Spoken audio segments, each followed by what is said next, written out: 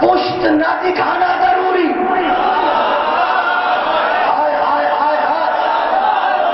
پشت نہ دکھانا ضروری. زخم سامنے سے ہو تو شہید، پشت پہ ہو تو بزدل. میں کیا کہہ رہا ہوں؟ تو اچھا جہاد کے لیے، شہادت کے لیے کیا میدان میں جانا ضروری، تلوار چلانا ضروری، نیزے کھانا ضروری، زخم کھانا ضروری، خون میں نہانا ضروری، جان کو گزارنا ضروری، تب جا کے کہیں شہادت ملے گی. ہمارے عہد میں نہ حکم معصوم ہے، نہ میدان جہاد ہے، نہ میدان جہاد ہے. بنی امیہ کے خفیہ ٹکڑوں پر پلنے والے موٹی گردنوں کے لوگ تو ہیں، مگر ابھی حکم معصوم نہیں. تلوار چلائیں یا تلوار کھائیں، لہو میں نہائیں یا دشمن کو لہو میں غرق کر دے، شہادت کے لیے میدان میں جا کے مر جانا ضروری. ہم کیا کریں؟ علی والا کیا کرے؟ وہ چاہتا ہے شہادت کا درجہ. علی اسے کہتے ہیں جو چاہنے والے کو محرومی میں نہ چھوڑے. آواز دی پیغمبر نے، اے علی کے چاہنے والوں یاد رکھنا، اگر تم بستر پر بھی مر گئے اور محبت لے کے مرے تو شہید رہو گے.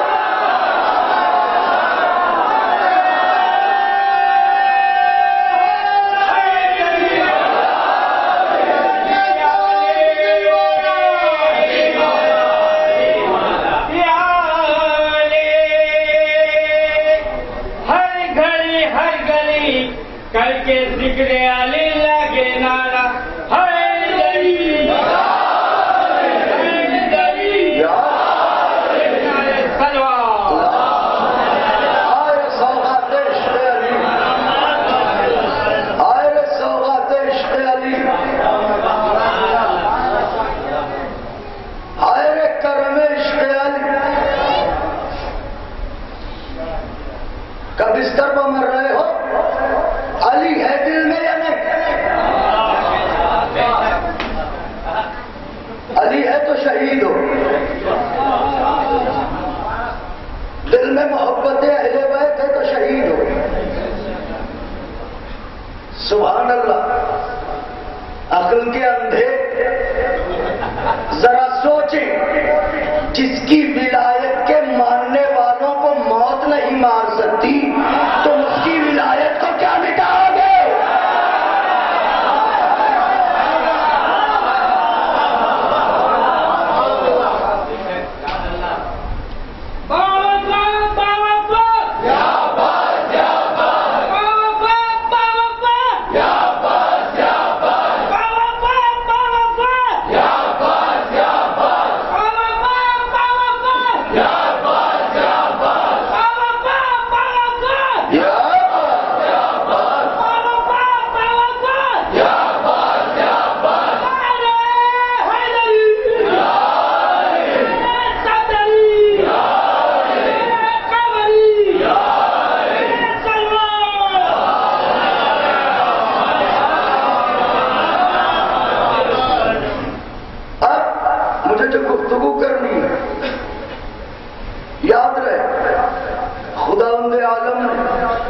جسے جو بلندی دی ہے وہ بے اعتبار ناؤ دی ہے. نوجوان متوجہ، بزرگوں کے لیے نہیں، بزرگوں سے سیکھتا ہوں، پڑھتا ہوں نوجوان بھائیوں کے. نوجوان بھائیوں گزارش ہے، پرچم عباس کی ہوائیں لیتے رہو تاکہ زہریلی ہوائیں تمہارے عقیدے کا چراغ نہ بجھا دیں. بڑے افسوس کی بات ہے بھائیوں، جو دلیلیں ہم پہلے دشمنوں کو دیتے تھے، آج وہی دلیلیں اپنی قوم کے بچوں کو دینا پڑ رہی ہیں. ہم کتنے پست ہو گئے ہیں. ایسا تو نہیں کہ لقمہ حرام ہمارے جسم کو پروان چڑھا رہا ہے. علی کو نہ سمجھنے کا مطلب ہی یہی ہے. جملہ کہہ رہا ہوں چونکہ حق ہے اس لیے کہہ رہا ہوں بزرگوں سے معذرت کے ساتھ. علی نہ سمجھ میں آنے کا مطلب ہی یہی ہے. یا تو نطفہ حرام ہے یا لقمہ حرام ہے.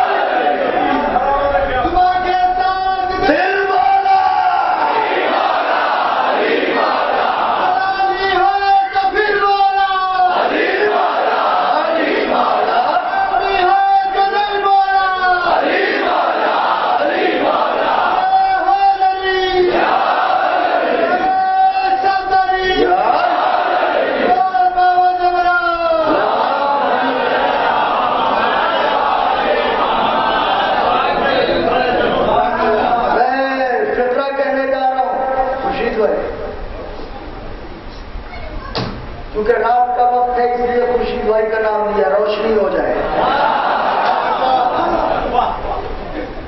یاد رہے ہر دور میں چاہے آج ہو یا کل ہر دور میں اوقات کے حساب سے ہر کسی کے سامنے ملکے رہے ہیں.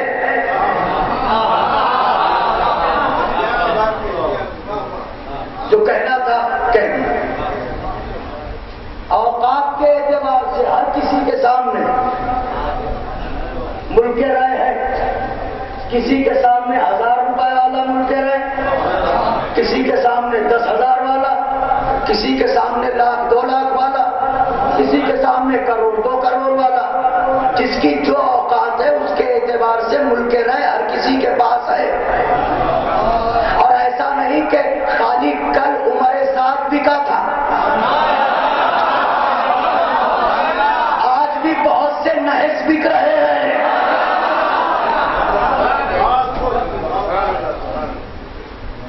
یاد رہے خدا نے جو بھی بلندی جسے بھی دی ہے وہ باعتبار نو. بات شروع ہو گئی. نوجوانوں کے لیے بتا دوں یہ نو کسے کہتے ہیں. نو کہتے ہیں جوہر اصلی کو, خلقت اصلی کو, جس سے جو شے بنائی گئی ہے وہ شے جو اپنے وجود میں جو بھی کیفیت رکھتی ہو اس کو کہتے ہیں نو.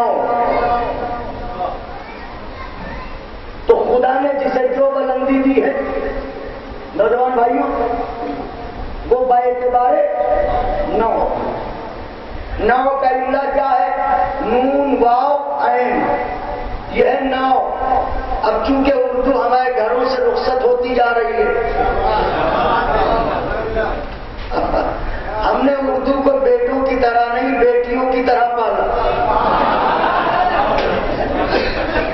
تو آہستہ آہستہ رخصت ہو گئی. تو نو نون واو ہے نو. نو کی بنیاد پر اللہ نے مرتبے تقسیم کیے. اسی وجہ سے ہمیں کہا جاتا ہے بنی نوئے انسان یا بنی نوئے بشر. یہ نو. تو خدا نے جسے جو بلندی دی وہ نو کے اعتبار سے. اب ہمیں یہ دیکھنا ہے کہ اس کائنات ظاہری میں نو کے مدارج کو کیسے سمجھیں. جب منزل تخلیق میں آئے تو ہم نے دیکھا کہ اللہ نے سب سے پہلے جمادات کو پیدا کیا. 5-7 منٹ کی منزل ہے, یہ سمجھنے کی ہے. اس کے بعد بات بالکل سامنے آ جائے گی انشاءاللہ. کچھ ہو گیا باعتبار نو. سب سے پہلے خلق کیا جمادات کو. جمادات یعنی پتھر. تو یہ پتھر نو میں کیا ہے؟ پتھر. سن, ان کی نو کیا ہے؟ سن, پتھر, حجر, یہ ہے ان کی نو. اللہ نے جب انہیں پیدا کیا تو اب ظاہر ہے کہ ان کو خلق کرنے کے بعد یہ تو ثابت ہی ہو گیا تھا کہ وہ خالق ہے.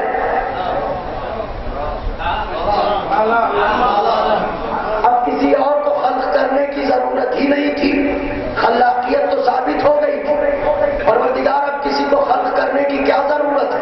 تیرا خالق ہونا تو ثابت ہو گیا. بزرگوں سے دعائیں چاہتا ہوں، مشیت آواز دے گی تجھے کیا خبر؟ میں وہ خالق ہوں جو اپنے خالق ہونے کے لیے کسی مخلوق کا محتاج نہیں.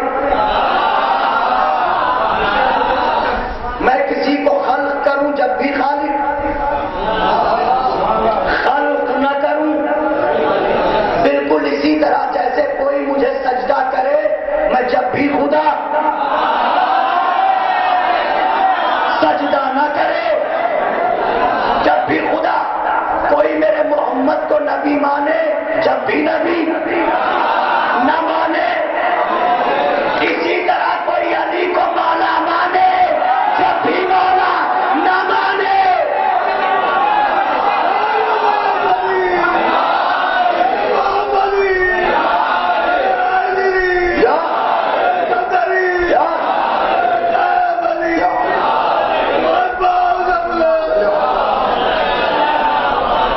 اب یہ نوجوان سنے خاص طور سے، تو کسی کو خلق کرنے کے کا محتاج نہیں ہے، اپنے خالق ہونے کے لیے کا نہیں. تو پھر جب جمادات کو پیدا کر دیا تھا تو اس کے بعد کا نباتات، تو نباتات کی کیا ضرورت پڑ گئی؟ اصل میں بات یہ تھی جب میں نے پہاڑوں کو خلق کیا تو انہوں نے اپنی بلندی دیکھی، اپنی طاقت دیکھی، اپنی قوت دیکھی، اکڑے، غرور کیا. سبحان اللہ. ہے کوئی جو میرے برابر آئے؟ ہے کوئی جو میرا مقابلہ کرے؟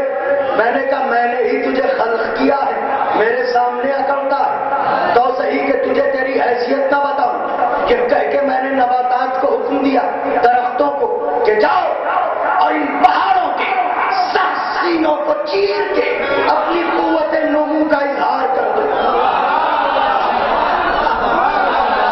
پہلے زمان سے دادے سخن چاہتا ہوں، چنانچہ پہاڑوں کے سینوں کو درختوں نے چیرا، قوت نمو کا اظہار کیا. اب چونکہ انہوں نے درختوں کو، جمادات کو زیر کیا تھا، یہ کیوں چپ رہتے؟ انہوں نے بھی غرور کیا. میں تو وہ ہوں کہ جس نے پہاڑوں کو زیر کر دیا. مشیت نے کہا جب پہلے کا غرور نہ دیکھا تو دوسرے کا کیا دیکھوں؟ فوراً اللہ نے خلق کیا حیوانات کو. یہ حیوانات کیا ہے؟ کا جانور، اور درختوں سے کہا تم پتوں سمیت ان کی غذا بن جاؤ تاکہ تمہیں تمہاری حیثیت معلوم ہو. تو پہلے جمادات، انہوں نے غرور کیا تو ان پر نباتات، انہوں نے غرور کیا تو ان پر حیوانات، جانور. اب جانور تو ہے ہی جانور،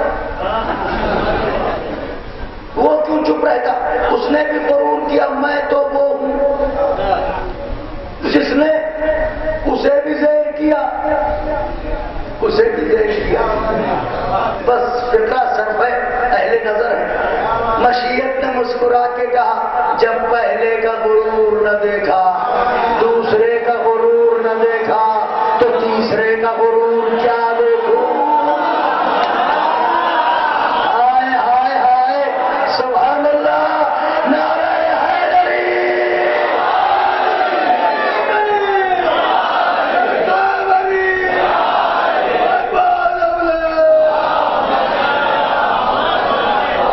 فوراً اللہ نے حضرت انسان کو پیدا کیا.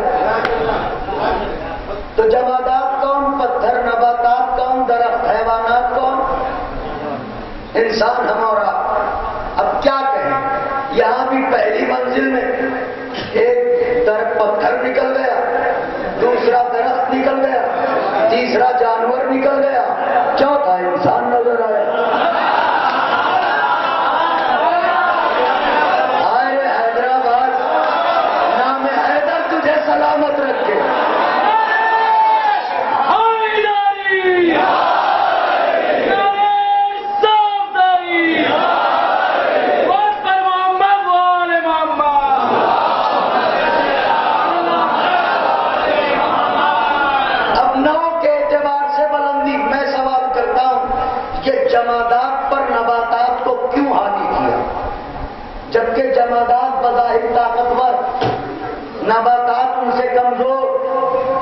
مشیت نے کہا بات یہ ہے کہ چونکہ نو میں ہم نے جمادات کو پست بنایا، نباتات کو اس سے بلند، لہذا بلند نو اپنے سے نچلی نو پر حکومت کرے گی، حیوان اس سے بلند نو۔ تو اب نتیجہ کیا نکلا کہ کوئی بھی نو اگر کسی نو پر حکومت کر رہی ہے تو اس کا مطلب یہ ہے کہ یہ نو اس نو سے بلند ہے، ورنہ اللہ جمادات پر نباتات کو نہ رکھتا، نباتات پر حیوانات کو نہ رکھتا، اور ان تینوں پر انسان کو نہ رکھتا۔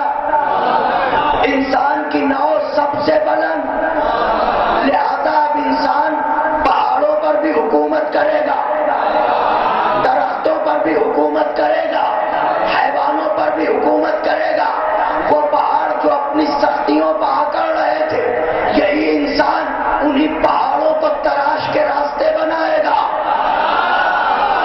کیوں؟ نو میں بلند ہے۔ یہی درخت جو پہاڑوں کو سیر کر چکے ہیں، انسان انہی درختوں کو جلائے گا۔